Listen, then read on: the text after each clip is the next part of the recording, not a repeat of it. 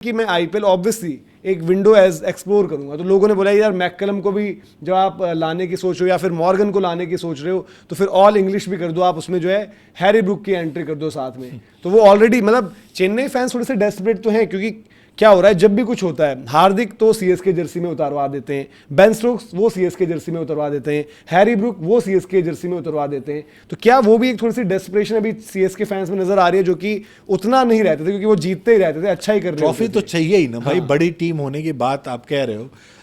मतलब पिछले 2-3 साल से उनका खाली ही जा रहा है ना, और उस तरह के सीजन भी नहीं आ रहे हैं। और सबसे बड़ी चीज, एक जब धोनी के रहते हुए होता था आपको यकीन होता था कि आप जीत जाओगे जीत जाओगे जीत जाओगे। क्या ये टीम आपको वो कॉन्फिडेंस दे रही है? नहीं दे रही है भाई, साफ सीधी बात है। आपके अगर बैटिंग ऑर्डर में देखो तो आपको तमाम तरह की कमियां नज़र आ रही हैं, बॉलिंग में भी आपको आपके गेंदबाज शायद नहीं पता है। जो धोनी के रहते हुए या सीएसके की खासियत होती थी कि उनको अपने प्लेयर पता होते थे, वो प्लेयर छोटे बड़े कुछ भी हो उनसे काम निकलवा लेती थी वो टीम। बट आज की डेट में ये तो मेन स्काउट पे डिपेंडेंट है। अभी टीम इनको फॉर्म करनी है, रोल स्पेसिफिक प्लेयर आपको सेलेक्ट करने हैं, तो वो सारी चीज़ें हैं। तो वो डेस्परेशन उनके फैंस में आना लाजमी है। और उनको जो भी बड़ा नाम आ रहा है कि संजू आ रहा है, संजू को जी सीएसके में डाल दो, आपने डाल दिया, संजू आपके पास आ भी गए। हार्दिक की बात होने लगी, हार्दिक सीएसके में, धोनी भाई की नज़दीकियाँ, ये वो फैसला ऐसे वैसे, कप्तान भी बना देंगे, सारी चीज़ें। अब बेन स्टोक्स की भी बात आ रही थी कि हम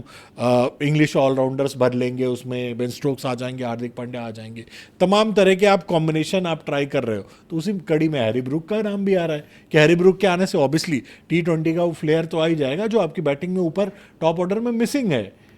कायदे से अगर देखा जाए तो। ब्रेविस की उस तरह की पारी नहीं आई, शिवम दुबे अब किस तरह की पारी खेलेंगे, एक आयुष महात्रे ऊपर कर रहा था आपके लिए और संजू ने 1-2 पारियां खेली, तो बाकी और बैटर तो आपको चाहिए ही ना, इसलिए। और उर्विल का भी मतलब एक ऑप्शन है, बट वही ट्रेड्स वगैरह की भी ऑप्शन जो है डिस्कस हो रही हैं सारी की सारी। बट मतलब ठीक है, चेन्नई के लिहाज से चेन्नई शायद अब ये भी हो चुका है कि वो अब जो नए ऑब्वियसली नया कोच ढूंढेगी तो उसके साथ कुछ वक्त,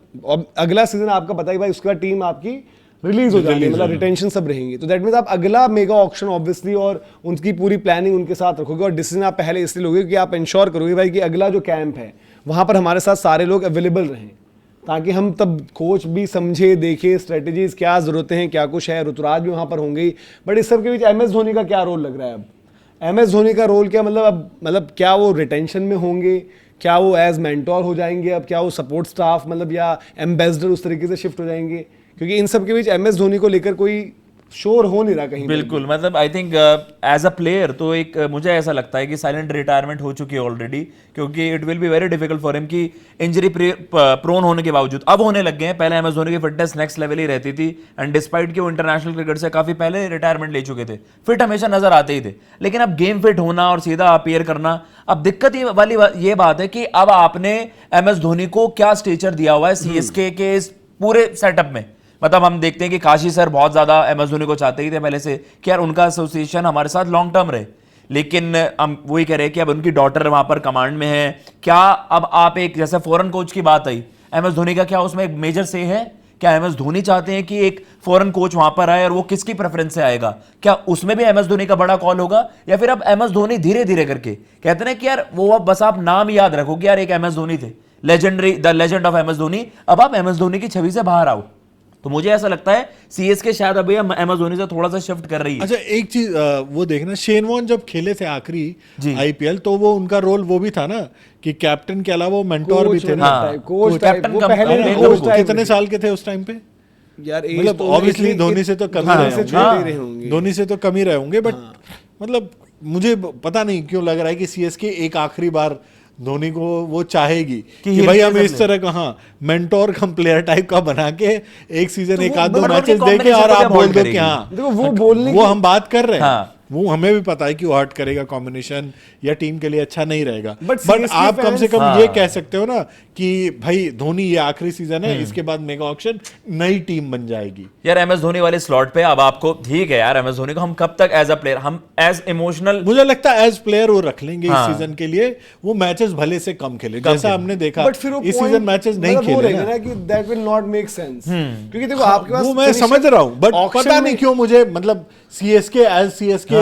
मैनेजमेंट ये चीज रहेगी मेरे दिमाग में कि यार धोनी को एक MSD फैक्टर वाली मैच तो दे देना चाहिए। देखो वैसे वाली ऑक्शन में बात। फिर, क्योंकि अभी देखो फिनिश वाली जो हम बात कर रहे हैं वहां पर अभी आपके पास ऑप्शन नहीं है, तो क्या करते हो MS धोनी के साथ वो देखने में। लेकिन एक चीज और हो रही है, CSK फैंस, जैसे मुझे याद आ रहा है, आई थिंक चेन्नई ने कुछ पोस्ट डाला, उसमें संजू का था, कुछ था, उसमें सरफराज ने कमेंट करा कि आर लीडर या लीडर ऐसे कुछ करके, तो लोगों ने उसको अब ऐसा भी पोर्ट्रेयल बाहर दिया है। अब देखो चेन्नई में ऐसे वैसे ये मतलब नहीं है कि चेन्नई में प्लेयर्स उस तरीके से होंगे जो बोले कि हमें ऋतुराज के अंडर नहीं खेलना, तो ये उस तरीके से भी फ्लोट करवाई जा रही हैं चीजें कि भाई कि प्लेयर्स ऋतुराज के अंडर नहीं खेलना चाहते। कुछ सरफराज ने लीडर लिखा है संजू के नीचे, तो सरफराज संजू को लीडर मानते हैं, और ये सब बातें मतलब कि, और ऑब्वियसली MS धोनी वाला जो हुआ तो थोड़ा कंट्रोवर्शियल भी चल रहा है उनका। और इसलिए उनका जो कोच का सिलेक्शन है ना, अभी कोच का सिलेक्शन भी मतलब वो किस इंडिविजुअल को लेकर आते हैं वो आपको देखना पड़ेगा, क्योंकि अब ऐसा लग रहा है कि भाई चेन्नई भी मतलब जो पहले वाली मुंबई, अभी वाली मुंबई तो स्ट्रगल करे, बट जब मुंबई हिट भी थी और मुंबई का पूरा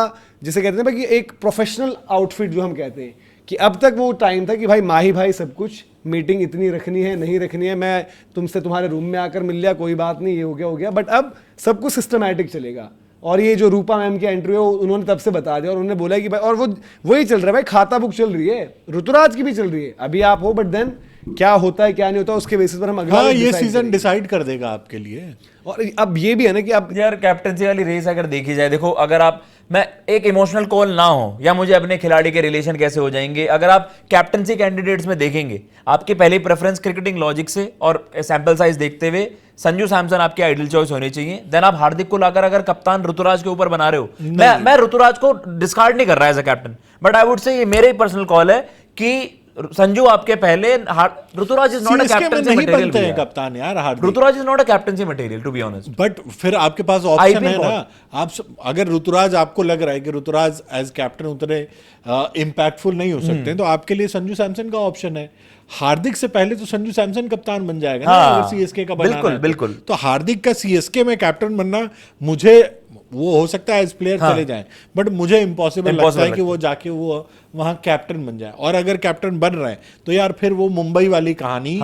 होने के पूरे पूरे और अगर आसार आप हैं। ऋतु के साथ कंटिन्यू कर रहे हो ना, तो भाई आप अपना थिंक टैंक, या तो वो टिपिकल CSK वाला की बैटिंग कोच, चलो आपके माइकल हसी है, MS Dhoni as a mentor है, तो फिर जो RCB पाटीदार के साथ कर रही है कि सारा जो कॉल्स हैं, डिसीजन मेकिंग है, भैया वो बाहर से चले, क्योंकि ऋतु नहीं, या ऋतु की बॉडी लैंग्वेज आपने इस सीजन भी देखी। ये देखो कोई भी, mediocrity को आप back कर रहे रजत हो। पाटीदार में रजत पाटीदार और कॉन्फिडेंस में तब आए जब उन्होंने खुद परफॉर्म भी किया। अब ऋतुराज के साथ उल्टा केस, वो पहले परफॉर्म करते आए हैं, कप्तानी के बाद मतलब उस तरीके से नहीं कर पा रहे हैं। द मोमेंट वो परफॉर्म करेंगे, बट एक ये भी होता है कि आप काफी बारी होता है कि ठीक है, जैसे फ्लेमिंग धोनी, ठीक है फ्लेमिंग का कितना रोल था नहीं था, बट एक आइडेंटिकल सॉर्ट ऑफ पर्सनैलिटी,